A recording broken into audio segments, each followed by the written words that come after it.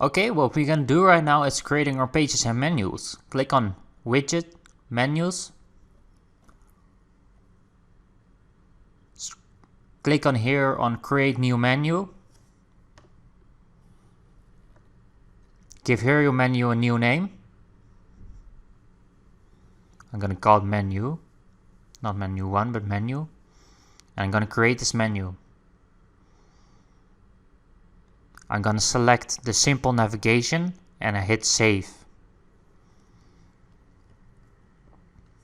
Okay. Now I'm gonna create a link for the home page. Enter here current domain name and enter here the text home. I'm gonna call it home. And I'm gonna select the pages that I want to add to my website. I want to add pricing tables. So I chose for pricing tables, and I want to add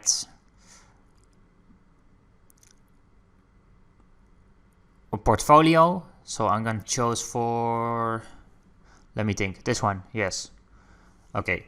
And I'm going to search for a contact form.